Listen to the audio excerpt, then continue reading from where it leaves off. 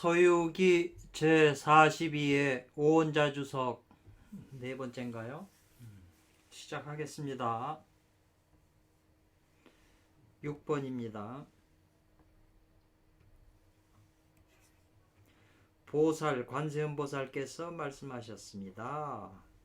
손오공 보고 바다를 건너라고 말씀하셨습니다. 그러니까는 손오공 행자가 걱정됐다는 거죠. 자기 몸 신체가 드러날까봐, 빨가벗은 모습이 드러날까봐 이제 걱정을 했고, 신체가 몸이 드러날까 걱정했는데, 그래 몸이 이제 이렇게 벌거벗게 되니까, 벌거벗은 몸이 되니까 이제 보살한테, 관세음보살한테 죄가 될까봐 걱정했다 이 말이겠네요.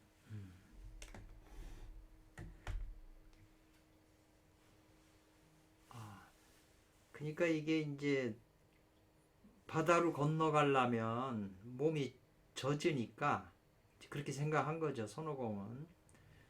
그러니까 요건 뭘 말씀하신 거냐면, 바른 마음을 정심인지 이제 뜻을 시험을 하셨다 이 말이죠.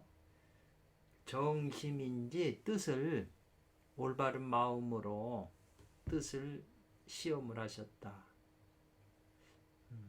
정심으로 올바른 마음으로 그 뜻을 시험하신 거다. 관세음보살께서 바른 마음으로 손오공의 뜻을 시험하신 것이다. 거짓이 없으니 이 말이죠. 거짓이 없음이 반드시 마땅히 무엇 할 것이다. 스스로 자기 자신에 대해 만족해 하지 않을 것이다. 스스로 꺼릴 것이다 이 말이죠. 거짓은 없으나 반드시 스스로에게 좀 꺼린다 이 말이겠네요. 만족스럽지 못하다 이 말이겠네요. 스스로를 만족스럽게 여기지 못한다. 그러니까 선제용료가요. 선제용료는 같이 붙었네요. 선제용료. 그래 앞에서 오일자 선생님도 이 용료는 어린 소녀잖아요. 근데 그게 선제라고 그랬다 이 말이죠. 그래서 이 재물에 대한 그것이 이 서유기 스토리에서 굉장히 이제 예를 들면은 하늘에 있는 보물을 얻으려거든 세상에 있는 재물을 사용해라 이런 표현을 많이 나오거든요. 중요한 대목에서. 근데 지금 이 선제를 용료를 선제라고 표현을 했기 때문에 깊은 관계가 있다고 봐야죠. 선조의 용료에게 그 연꽃 있는데 가서 연꽃 못이 있는데 가서 그 연꽃잎 큰 걸 따오라고 이제 그렇게 이제 얘기를 하거든요. 그래서 선사라고 하는 것은 잘 선을 베푼다 이 말이죠. 잘 선을 베푼다는 것은 즉 정지에 이른다는 것이다 그랬네요.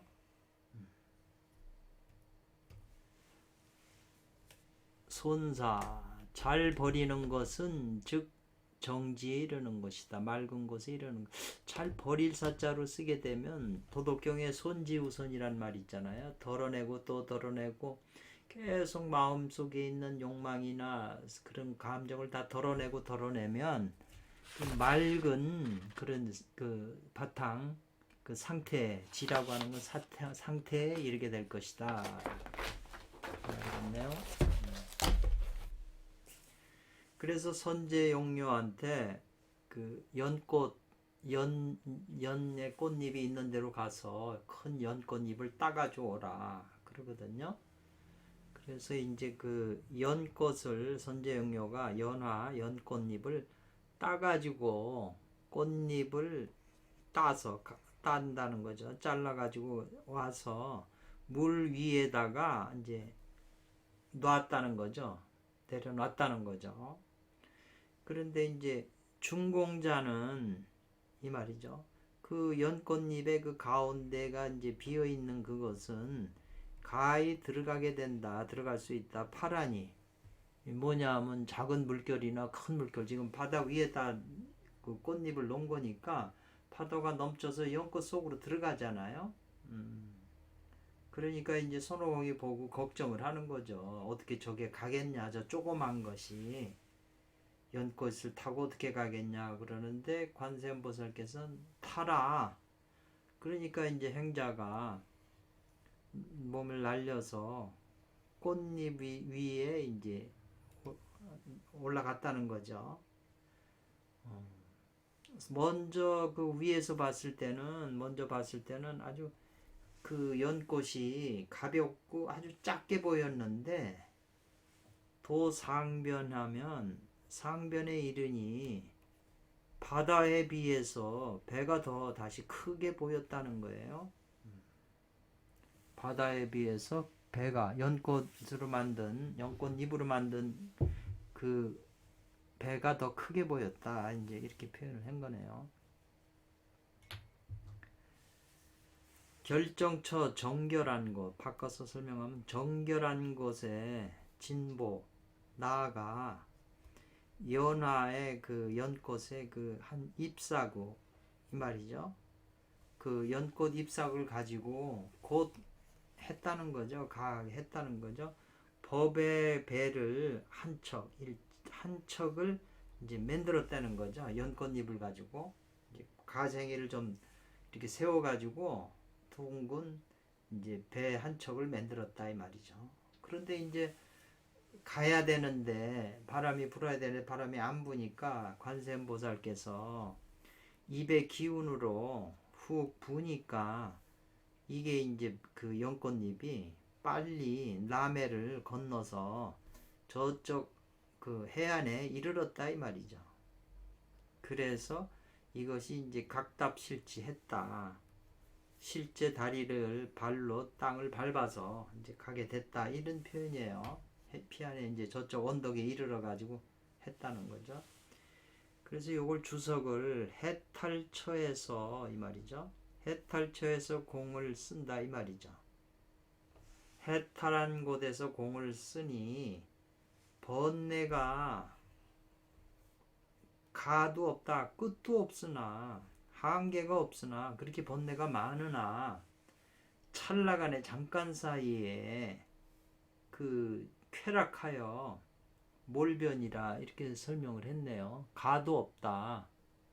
그 찰나간의 그 쾌락도 그냥 끝이 없다는 거죠. 번뇌가 다함이 끝이 없지만 찰나간에 그게 바뀌어서 쾌락이 다함이 없다. 이렇게 표현을 했네요.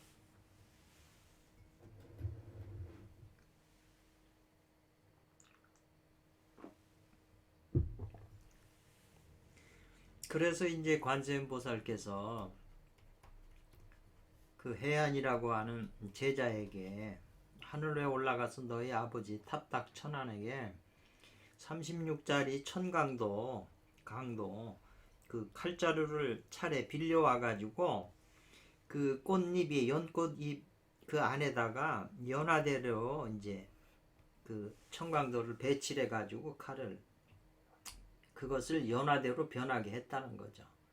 그 칼날이지만은 그 위에다가 이제 연꽃 같은 걸 이렇게 장식을 하니까 그냥 그 부처님처럼 앉을 수 있는 좌대가 된 거죠. 그러니까 이 흉기라고 하는 칼자루 36자루가 가히 변화했다는 거죠. 법기로. 법의 기구, 법자가 됐으니까 연화대 법자가 됐으니까 법기로 변화시켰다 이 말이죠. 그래가지고 관세음보살께서 그 중간 가운데에 단자하고 있어도 괜찮다 이 말이죠.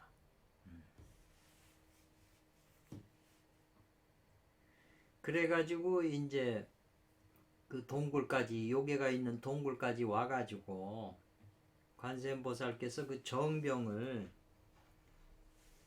바닷물이 그 바다 기운이 꽉 차고 있는 그 감로수의 정병을 이제 손으로 들어서 거꾸로 뒤집어서 이제 물을 붓는 거죠. 그 골짜기에다가 홍해아가 살고 있는 그 호산의 동굴에다가 그냥 그러니까 정경에 있는 물을 갖다가 감로수를 부니까 소리가 막 우레가 울리는 것처럼 큰 소리가 났다는 거예요.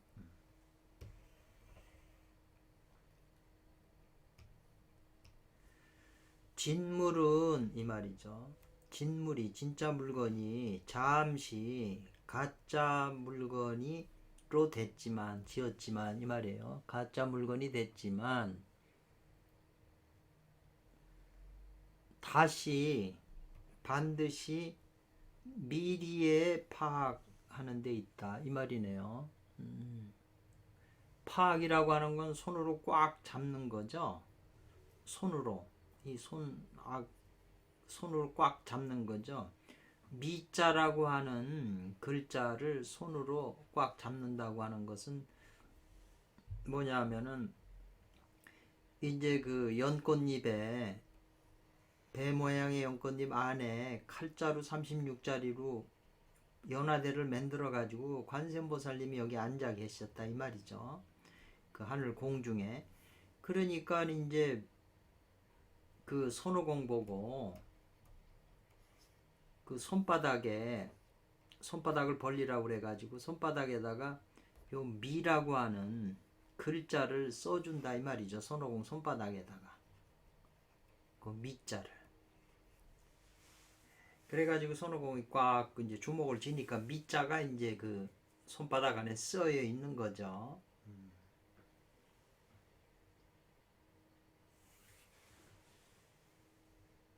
그래서 이제 날착이라고 하는 것은 이게 이제 꾸밀 날짜인데요. 그러니까 이제 권두죠. 권두라고 하는 건 주먹 쥔 거죠. 주먹을 꽉 이제 잡아가지고 이제 요괴와 더불어 이제 싸운다 이거죠. 유인해내려고. 그래서 이제 싸우다가 이제 요괴가 쫓아오니까 또 내빼는데 싸우는 척하다 또 내빼고 유인해야 되니까. 그러다가 안 쫓아오니까 손바닥을 펼치니까 거기 어리석을 미자가 보이니까 이 홍해아가 또 어리석게 돼가지고 미해가지고 또 쫓아오는 거죠. 그래서 손오공한텐 지는 척해라. 패하는 건 허락이 되지만 그 요괴하고 싸워서 이기는 건 허락하지 않았다 이 말이죠. 너는 유인만 해와라. 이기려고 하지 말고. 지금 요 표현이거든요.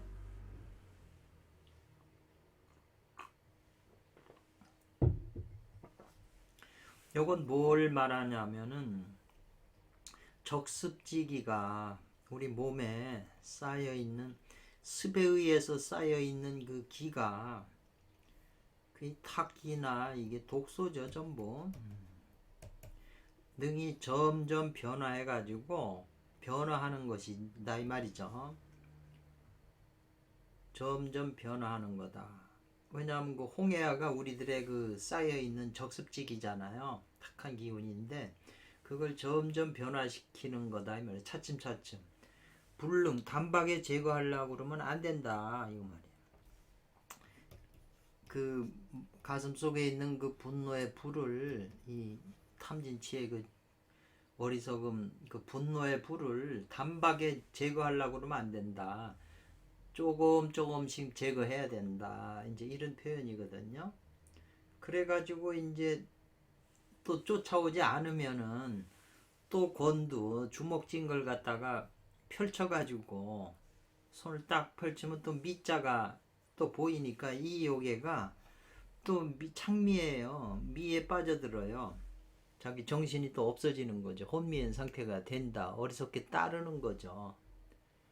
그래서 단지 관리한다 이 말이거든요. 단지 관리한다. 뭘 관리해요? 추간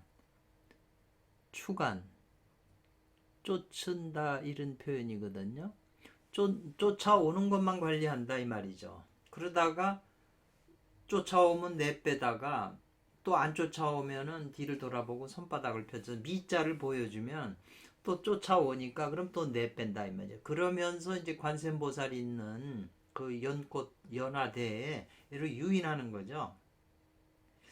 그러니까 이게 이제 그 적습지기가 홍해아를 점점 교화를 시켜가고 점점 변하게 하는 거지 단박에 그걸 제거하는 건 불가능하다. 우리 마음속에 있는 그 분노의 불, 이 화내는 이 이거 불은 삿된 불은 단박에 제거할 수는 없다 이 말이죠. 그 현실에서 봐도 알아요. 화가 그냥 가슴속에 있는 사람한테 참으라고 그러면 그게 참아지나요? 조금 조금 차츰 저좀 비맞춰져 가면서 차근차근 해서 그걸 풀어줘야지 단번에 그걸 제거하려고 물을 뿌려버리면 더 화나죠.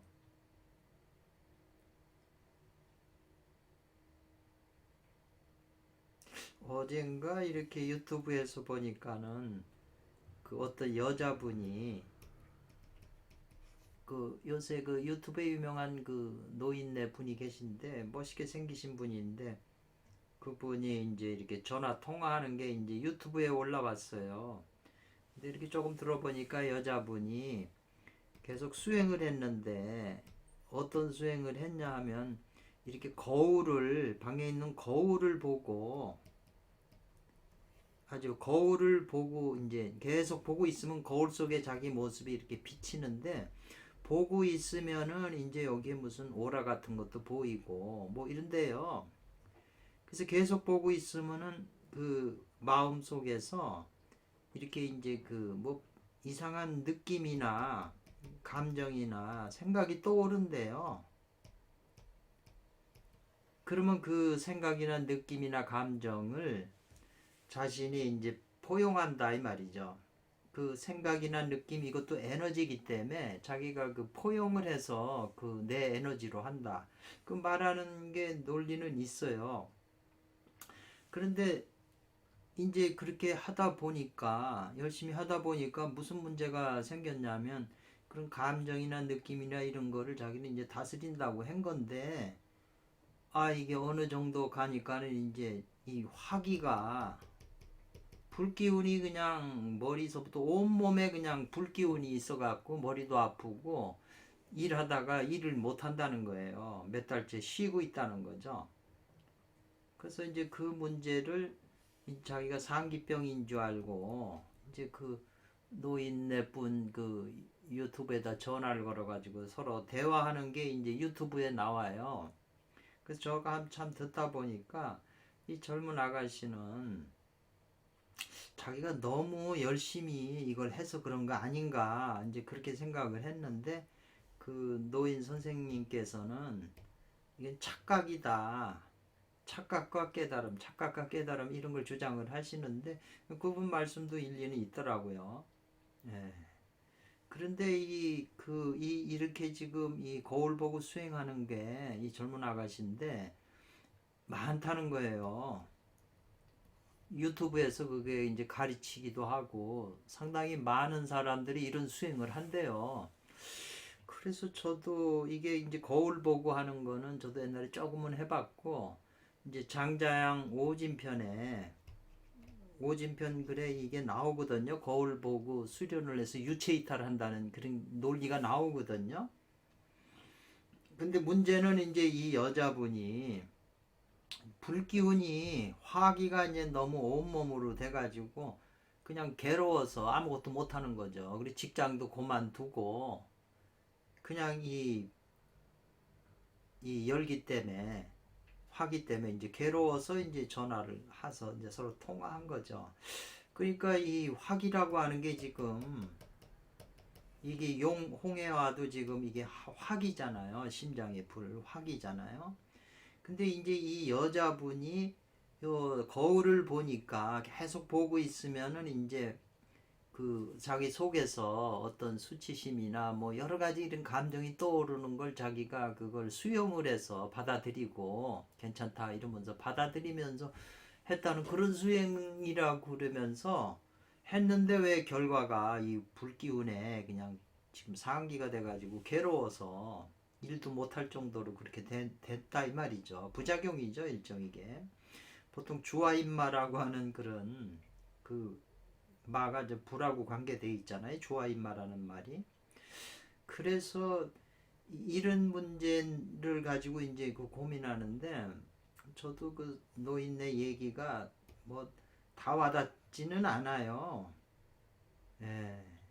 그런데 지금 이 서육이 지금 우리가 하고 있는 거하고 지금 비슷한 논리가 지금 너무 열심히 하는 것과 이제 적극적으로 하는 게 이제 문제가 되는 거죠. 지금 앞에서 서유기에서도 보면 홍해와 그 불을 갖다가 다스리는데 그 불이기 때문에 그걸 내가 적극적으로 하면 나도 적극적으로 강하게 하면 안 된다고 계속 나온 거잖아요.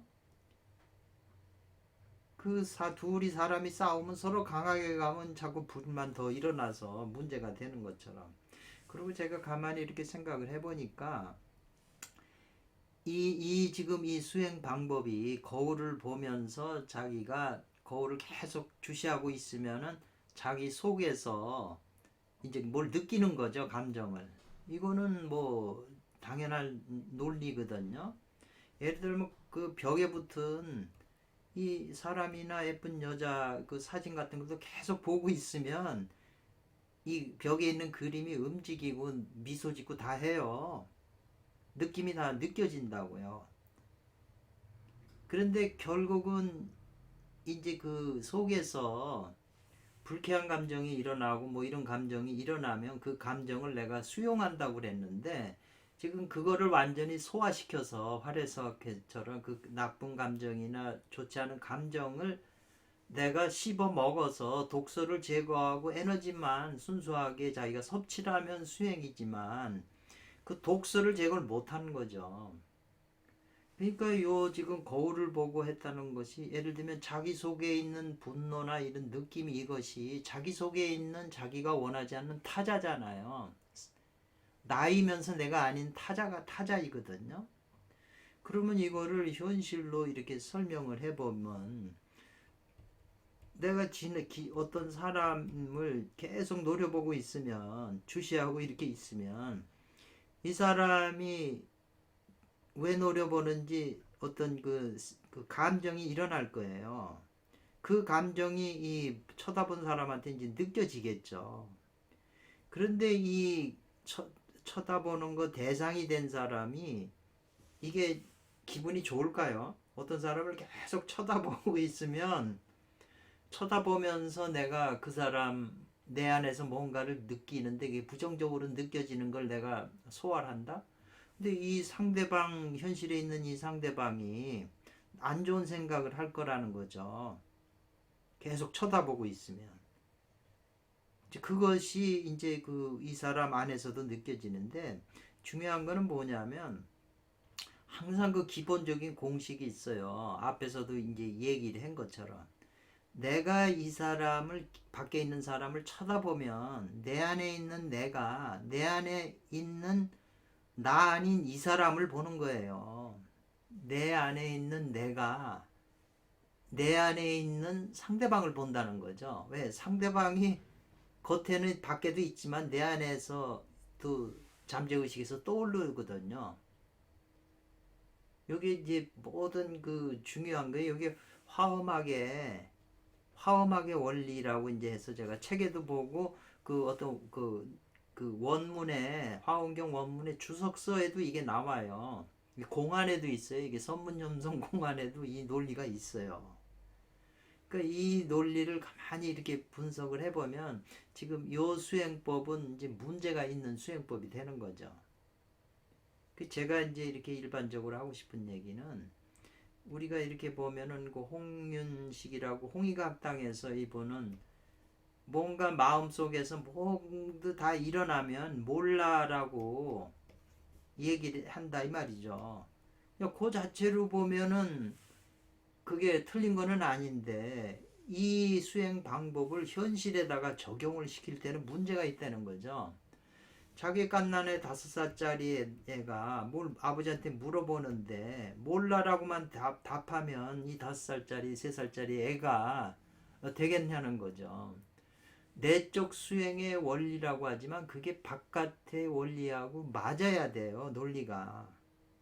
근데 이제 그 몰라라고 하는 것은 뭐 잠깐은 쓸 수 있는 거지만 원리에는 안 맞는 거죠. 현실에 적용할 수 있는 논리는 아닌 거죠, 이게. 그래서 유교에서는 경물치지라고 하는 게, 그러니까 이 아가씨가 자기 몸이 결과적으로 화기가 생기고 덥고 불편해 가지고 일도 못할 지경이니까 이게 왜 이렇게 되는가를 경물을 치질해야 되거든요.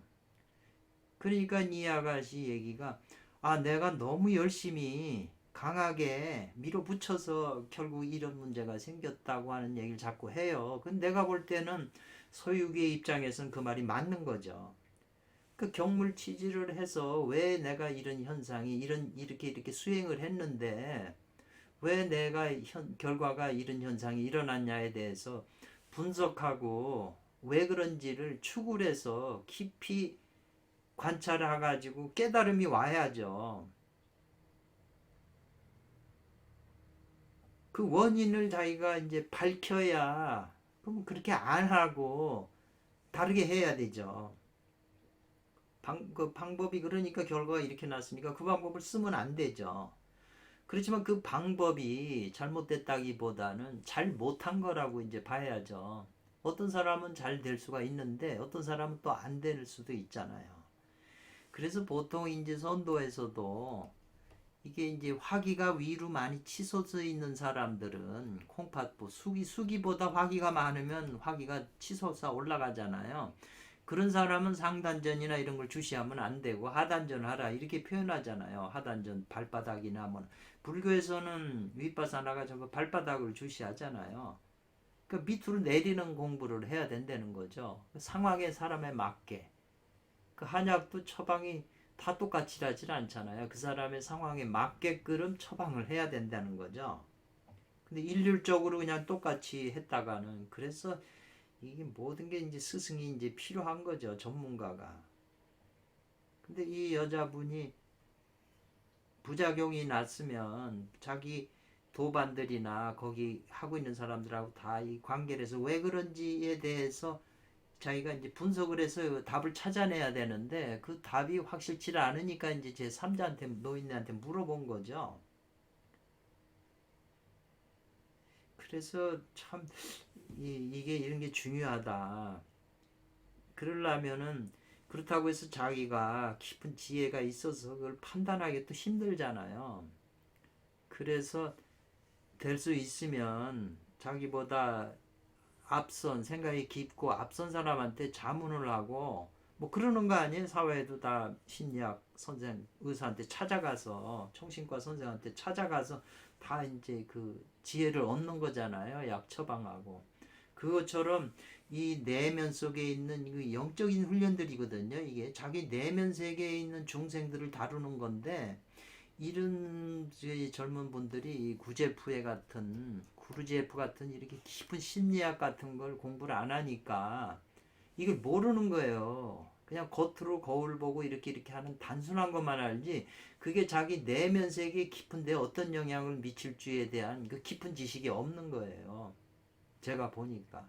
그러니까 그거를 인도해 줄 사람도 없는 거고 그냥 빨리 효과를 보고 어떤 자기가 원하는 걸 얻으려고 하는 그런 선전에 의해서 그냥 하는데 위험하다.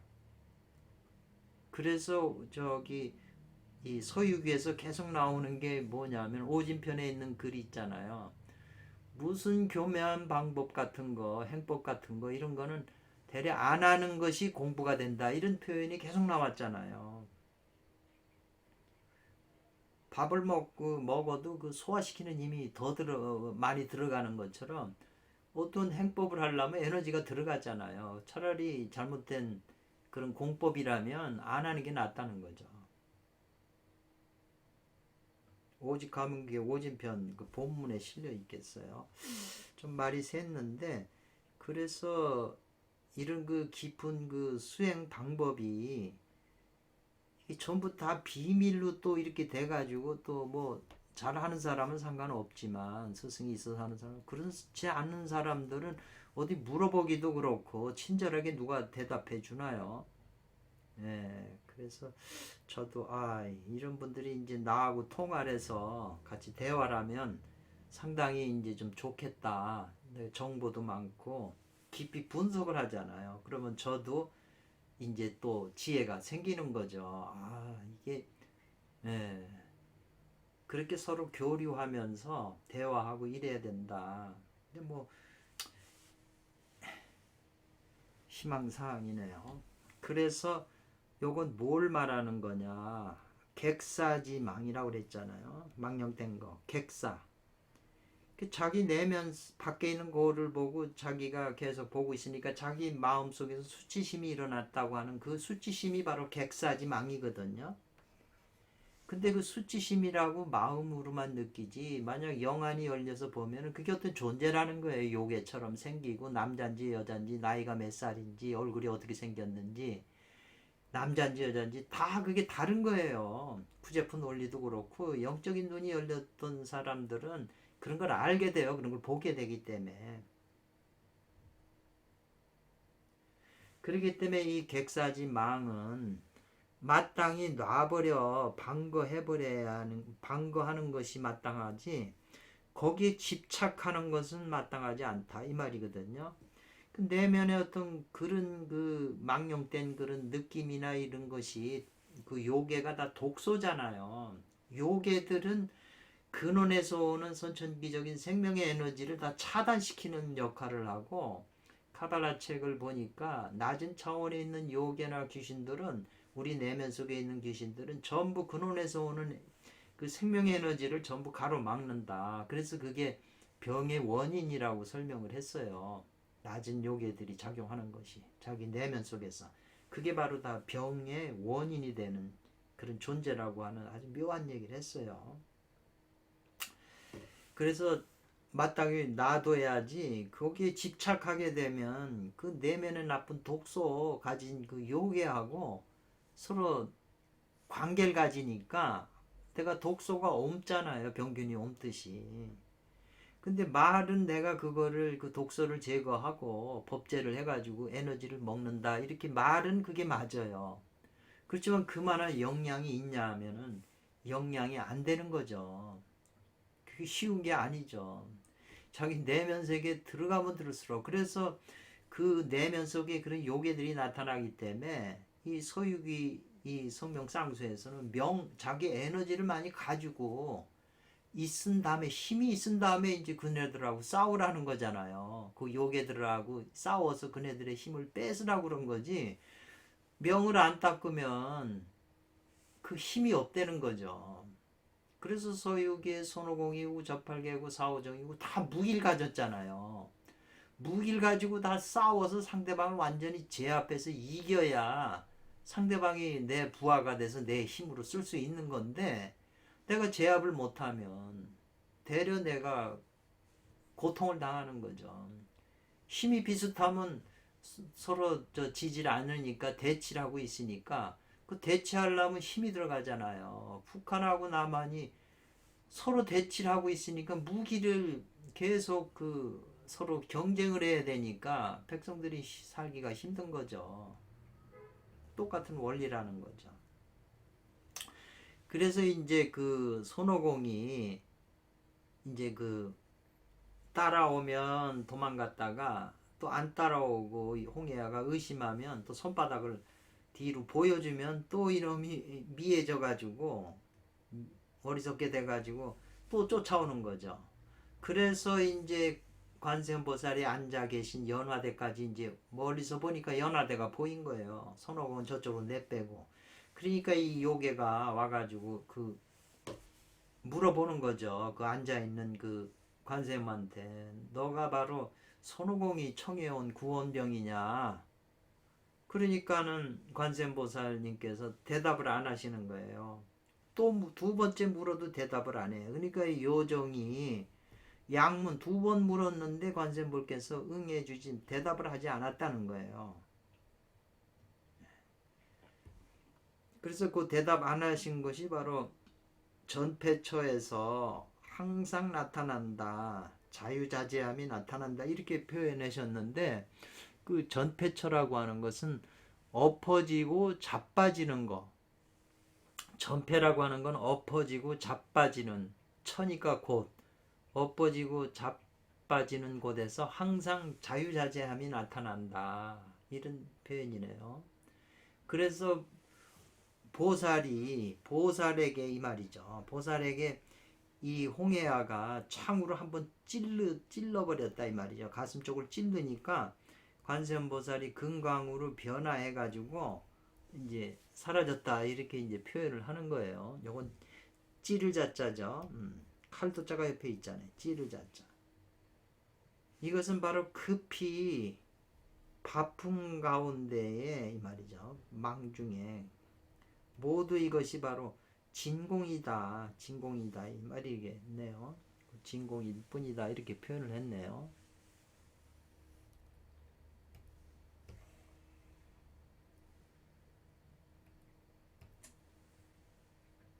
그러니까는 이제 연화대에서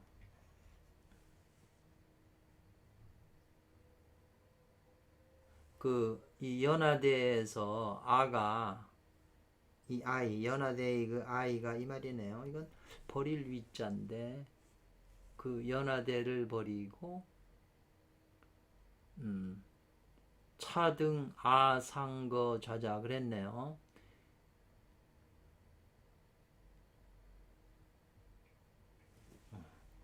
내가 그 연화대 위로 가서 앉아야겠다 이 말이죠. 또한 기다려라. 내가 연화대 관세음보살은 그냥 칼에 찔려가지고 창에 도망갔는데 이놈이 이제 거기 가가지고 예, 자기가 앉아야 되겠다. 이제 앉는 거죠. 거기에 지금 스토리가 그렇게 돼 있어요. 이것은 흉악한 지금 요괴 홍해야가 이미 들어갔다는 거예요. 어디에? 자선의 그 범위로 들어간 것이다. 그랬어요. 이 자선이라고 하는 것은 지금 관세음보살이 자비롭고 선함을 베푸시는 분이라고 앞에서 나왔잖아요. 그러니까 관세음보살님의 그 범위라고 하는 건 관세음보살님이 작용하는 관세음보살님의 그 힘이 작용하는 그 범위 안에 관세음보살님 범위 안에 이제 이 홍해야가 들어가서 앉은 거죠.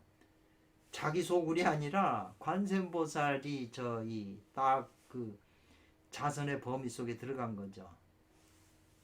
그러니까 아까 마음 속에 이 불이 일어나면 이것이 치성하면 이 송가선에 있는 관세음보살의 각차라는 이 에너지 안에 이 홍해아가 미혹이 돼서 관세음보살의 그 영역 힘이 뻗치는 영역 속으로 들어가서 지가 뭣도 모르고 앉아있기 때문에 그 주도권은 관세음보살이 가지고 계시고 홍해아가 이제 거기서 꼼짝없이 당하는 거죠. 모든 싸움이 다 그런 거 아니에요? 상대방 그 소굴에 들어가면 그 소굴 속에서 잡히게 되잖아요. 그 홈그라운드에. 그 홈그라운드 관세음보살의 힘이 뻗치는 영역에 이 홍해가 뭣도 모르고 들어갔으니까 관세음보살의 이제 작전에 걸려서 이제 당하는 거죠.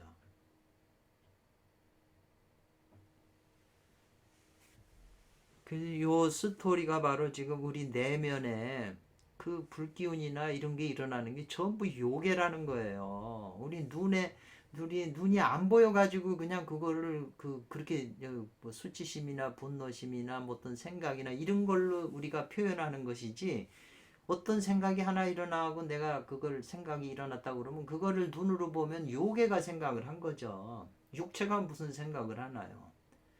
요괴가 생각했고 그 요괴가 나이가 10살인지 20살인지 수천 살인지 수만 살인지 남잔지 여잔지 눈이 어떻게 생겼는지 모르잖아요. 단지 요괴가의 느낌을 조금 느낀 것 뿐이죠. 그 요괴의 생각을 갖다가 내가 느꼈는데 그게 내 생각으로 알기 때문에 그 착각이 생기는 거죠. 내가 요괴의 생각에 묶여 있으면 내가 요괴의 범위 안에 들어가 있는 거죠.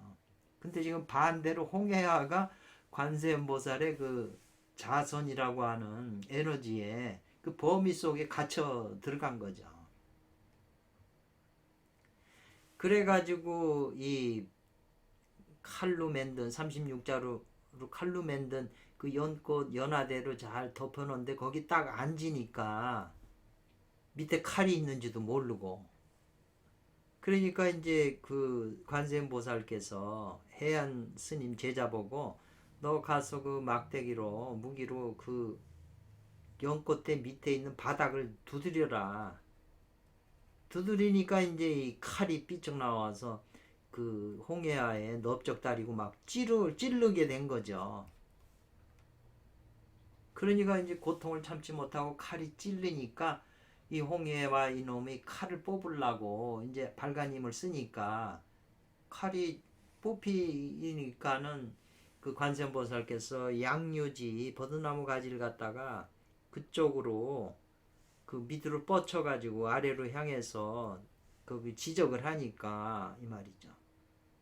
지적을 하면서 그 도병 칼로 가지고 그 해안 스님 보고 그 바닥을 두드려 가고 오면서 막 두드려라 이렇게 표현한 거죠.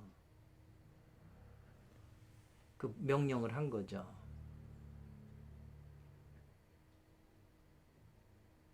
그 목자 해안에게 이제 명령을 한 거죠. 그러니까 이것은 뭐냐면 이것은 유약한 거, 부드럽고 약한 것이 능히 고요하게 한다, 안정시킨다 이 말이죠. 폭조지 열환, 포각하고 조급한 그 열등하고 그 완악한 미련한 그 성품을 안정시킬 수 있다는 거죠.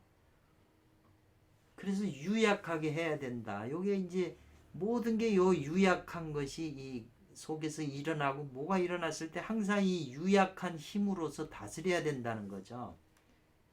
강하게 강대강으로 맞서면 안 된다는 거죠. 다스릴 수가 없다는 거죠. 요괴를. 요괴는 작정하고 나를 공격하는 건데 내가 가서 맞서서는 힘이 서로 팽팽하기 때문에 유약 부드러움으로써 그 강한 것을 이겨라.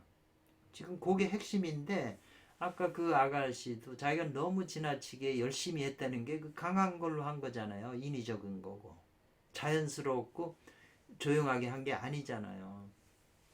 우리가 전쟁을 싸울 때도 적병이 동굴 속에 다 숨어가지고 여기서 총을 쏴봐야 겉만 쏘지 속에 요괴를 맞힐 수가 없잖아요. 상대방 적군을. 적군이 바깥으로 몸이 드러냈을 때 그때 쏴야 되잖아요. 우리가 마음 공부한다고 그랬을 때도 그냥 아무 생각 없는데 그냥 고요 앉아 있으면 그냥 고요한 상태로만 있는 거지. 요괴 저 속에 요괴가 없는 게 아니거든요. 고요한 데로 가게 되면 요괴가 드러나올 때 그때 그 요괴를 잡아야죠. 근데 요괴가 다 들어가서 딱 방어하고 있는데 나오지도 않는데 거기다 대고 뭐 백날 무슨 짓을 해봐야 그 요괴는 아무 상처를 안 입죠. 그 신법이 아주 중요한 거예요, 그게. 그리고 이 유약한다는 거. 버드나무 가지라는 게 지금 버드나무 가지로 그 지적을 했잖아요. 그 아래쪽을 가리키면서 홍해와 요괴 쪽을 가리켰잖아요. 그 버드나무가 얼마나 부드러우고 약한 거예요. 그래가지고 이제 칼이 이 말이죠. 이 찌를 천자잖아요. 그 홍해와 요괴 그 두 개의 그 무릎을 찔러가지고 찔렀다 이 말이죠. 찔르니까 그 이제 버릴 위자잖아요. 그 긴 창을 이제 버리고 손에 가진 긴 창을 버리고 찔려 있으니까 손을 이용해서 이제 그 뽑으려고 그러는 거죠. 그렇지만 그거 뽑기가 어렵다 이 말이죠. 칼에 찔려 있으니까 지금. 그러니까 손에 있는 칼을 저 긴 창을 버리고 그 긴 창이 바로 저 관세음보살 가슴을 찔렀던 거잖아요. 그걸 내려놓고서 손으로 이제 그 자기 그 무릎이고 저 찔른 거를 빼려고 그런 거다고 그런 상황이죠. 지금 스토리가. 이것은 뭘 암시했냐는 거냐면 삿된 행을 항하고 어지럽게 달아나는 자는 이 말이죠. 삿됨을 행하고 어지럽게 달아나는 자는 급히 반드시 무엇 해야 된다 이 말이죠.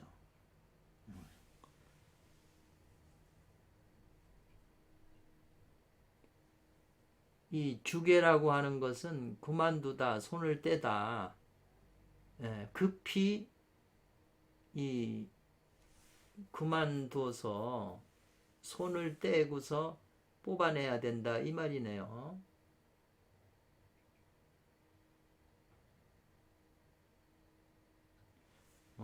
그래서 이제 이것은 암시한다. 삿된 행하고 어지럽게 달아나려고 하는 사람, 자는 이 요괴죠. 반드시 뭘 해야 되냐.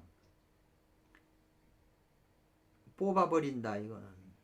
그 칼을 뽑아버려서 이제 뽑아내려고 하는 거잖아요, 이 요괴가. 그러니까는 관세음보살께서 또 양유지를 펼쳐가지고 지금 찔린 칼을 변하게 했다는 거죠. 갈고리 구자예요. 거꾸로 된 갈고리로 변하게 해가지고 흡사 뭐가 되냐면 이리가 이빨 물은 것처럼 이리 이빨과 비슷하게 한번 이리 이빨 물으면 안 떨어지는 것처럼 갈고리 모양으로 이렇게 칼이 빼쪽에서 지금 살을 파고들었는데 이 찔렀는데 이걸 갈고리 모양으로 만들으니까 안 빠지는 거죠. 그러니까 능이 뽑을 수가 없다는 거죠. 이 요괴가. 그래서 이제 아파가지고 항복을 하는 거죠. 요런 표현 하나하나가 지금 우리 내면에 있는 그 요괴가 강하게 지금 공격하는 것을 어떻게 그놈을 싸워서 이기느냐는 거죠. 뭐 그냥 주시만 했다고 그게 이겨지나요?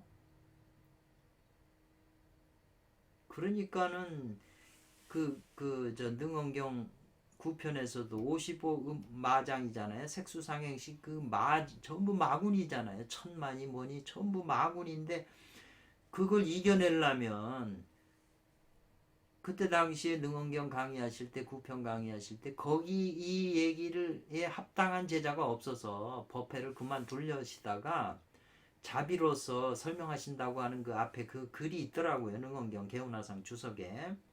그러니까는 이것은 이 미세마사라고 그랬거든요. 우리 안에서 일어나는 아주 미세한 마의 일이다 이 말이죠. 너무 미세하기 때문에 육안으로는 안 보이죠. 그러니까 그걸 볼 수 있는 금강과 같은 관찰력이라고 그랬거든요. 금강석과 같은 관찰력이 아니고서는 이 미세마사를 당해내지 못한다. 적군이 보이지도 않는데 그걸 어떻게 잡아 이겨요. 그래서 금강과 같은 관찰력이 아니고서는 이 미세마사를 다스릴 수가 없다. 이제 그 말씀이 나오거든요. 그러니까 아까 거울을 보고 그냥 그렇게 해서 그 감정 그렇게 단순한 게 아니라는 거죠. 그 안에는 굉장히 깊은 복잡한 게 있는데 그게 쉽지 않은 거죠. 그게 자기 마음 속에 그걸 다스릴 수 있다? 초심자가 어떻게 하겠어요. 지금 이 중궁에 도태가 돼가지고 금단을 만들어서 도태된 상태에서도 그런 막강한 힘을 가져도 지금 힘든 일인데 뽑을 수가 없다. 이것은 직지한 거다 이 말이죠. 곧바로 지적한 거다 뭐자. 인심해리자. 지금 이 홍해아가 자기 마음으로 참아낸다 이 말이죠. 그리고 그 이치를 해롭게 하는 자다 이 말이죠. 이 홍해아가. 그런 자들은 미쳐서 일찍이 그 갈고리를 거꾸로 관세음보살이 이렇게 구부리게 했다잖아요. 그 미쳐서 태보에다 뒤로 물러나야 될 것이다 이 말이죠. 물러남을 곧바로 가리킨 거다. 마음을 참고 마음으로 참는다 이 고통을 참고 진리를 해하려고 하는 자들은 이 말이죠. 미쳐서 일찍이 그 갈고리로 만들었잖아요. 칼을 고든 칼을 갈고리를 미치는 것에 서둘러서 뒤로 물러나야 될 것이다 이 말이네요. 근데 요 표현들은 전부 그 서유기 지금 42회를 읽어보시면 세밀히 그 스토리가 자세하게 나와 있어요. 그러니까 그 스토리 읽어보시면 대략 무슨 말인지 이제 이 내용을 알 수 있는 거죠. 그래서 이제 통고구요라 이건 용서 요자예요. 너그럽게 봐달라는 여자예요. 그러니까 이 홍해아가 갈고리인데 뽑아낼 수가 없으니까 고통 속에서 통고를 바꾸면 고통이잖아요. 고통 속에서 이제 관세음보살한테 용서를 구한다 이 말이죠. 그러면서 앞으로 감히 안 하겠다. 악한 것을 행하지 안 하겠다. 저지르지 않겠다. 이렇게 이제 말을 한 거죠. 그러니까 이것은 무슨 말이냐면 그 어리석음이 극에 달하면 이 말이죠. 스스로 돌이켜서 단박에 깨닫는다는 거죠. 이제 미에 극하다는 게 지금 이게 이 요괴잖아요. 홍해아가 미에 극해가지고 이제 그 고통 당하고 괴로우니까 이제 악한 일을 저지하지 않겠다고 그렇게 관세음보살한테 얘기를 하니까 용서를 구하니까 관세음보살이 그러면 불문에 귀의하겠느냐? 그러니까 귀의하겠다. 이제 그렇게 해서 이제 도노 거기서 깨닫는 거죠. 그러니까는 관세음보살님이 마정수계 했다 이 말이죠. 이마에다가 손을 얹고 계율을 이제 줬다는 거죠. 여기 계율을 지켜라고. 그리고 이 금칼로 황금칼로 머리를 잘랐다 이 말이죠. 머리털을 칼을 챘잖아요. 머리털을 자른 거죠. 이것은 즉 뭐냐면 관세음보살이 부드러운 도로서 승리를 취한 것이니 이게 이제 점수인 것이다 이렇게 표현을 했어요. 점점 닦아 자기 내면 속에 있는 깊숙이 자꾸 깊이 들어가서 금강경에 나왔듯이 9가지 중생이잖아요. 그걸 전부 이제 항복받아서 다 제도하는 거죠. 그게 시간이 걸리니까 점수라는 거죠. 그래서 이제 머리카락을 마정숙에서 그 금도로 머리를 자르는데 3개의 정탑을 남겼다. 그러니까 이제 머리를 잘라가지고 이렇게 3개를 이렇게 따서 동자 모양 이렇게 했다는 거죠. 이렇게. 그래서 이제 이름을 선제라고 일컬었다 이 말이죠. 선제라고 이름을 지어줬다 이 말이죠. 그러니까 앞에는 선제 용료고 얘는 이제 선제 동자가 되는 거죠. 그래서 이건 뭘 말하는 거냐면 정정한 삼매 그랬거든요. 정정한 삼매는 다시 어디에 있냐면은 선사하는 데 있다 이랬어요. 잘 버리는 데 있다 이 말이네요. 선사 버릴 사자잖아요. 잘 버리는 데 있다. 그래서 이제 그 강도라고 하는 것은 36자로 연화대를 만들 때 쓴 36자를 모두 진해에서 이제 벗어났다 이 말이죠. 다 칼을 뽑아줬다는 얘기겠네요. 이 홍해아에. 그래서 이제 몸뚱아리가 부서지지 않게 했다는 거죠. 이것은 뭘 말하냐? 그 티끌 진해를 해탈하니까 이 말이죠. 그 진해를 벗어나니까 이것이 곧 온전한 근본의 참이다 이 말이네요. 온전한 본진인 것이다 이것이. 전부 제거가 되니까. 그런 표현이네요. 그래서 3개의 그 머리에 그 테두리 그 머리에다가 하나 씌워주는 거죠. 저 홍해아한테 선제동자한테 그 테두리를 이제 씌워주는데 그 3개의 그 테두리가 귀어 일관으로 돼 있네요. 하나의 관으로 이제 돌아갔다 이렇게 표현을 했어요. 그래서 삼가가 원래 이것이 일가다 이랬어요. 그리고 이 하나의 테두리가 변화해서 5개가 된다. 5행이 되는 거예요. 그래서 5행은 일기를 벗어나지 못한다. 일기와 떨어지지 않는다. 함께 있다 이 말이네요. 이라 오호라 무궁한 야성이 다함이 없는 그 들짐승 같은 짐승의 성품이 정정으로 돌아간다 이 말이죠.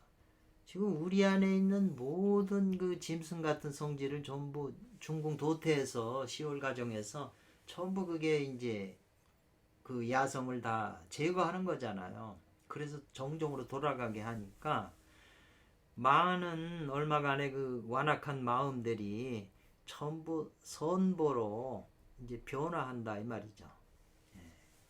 그 완악한 마음을 쓰기 때문에 그게 속에 있어가지고 완악한 그 결과를 짓기 때문에 또 업보를 받는데 그 완악한 것이 전부 변화하니까 선한 보로 이제 변화하게 된단 말이죠. 그래서 이것은 제강에서 제목에서 말한 관음께서 자선하여 자비와 선으로 홍해아를 묶었다는 결박했다는 그런 뜻인 것이다 이 말이에요. 제목에서 나온 그 뜻이다 이 말이에요. 이로 볼 때 이 말이죠. 요괴를 제거하는 거 이것이 자비가 되고 자비가 되니 이것은 자비롭지 않으면서 자비로운 것이다 이 말이죠. 자 아닌 자 일반적인 자비가 아니다라는 거죠. 자비롭지 않은 자비다 이 말이죠. 그렇기 때문에 이것은 큰 자비가 된다 이 말이죠.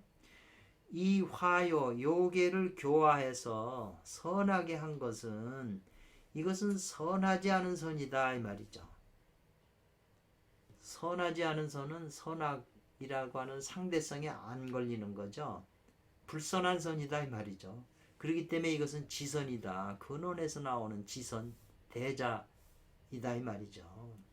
이것이 어찌 같겠는가? 무릇 당승이 이 말이죠. 삼장법사가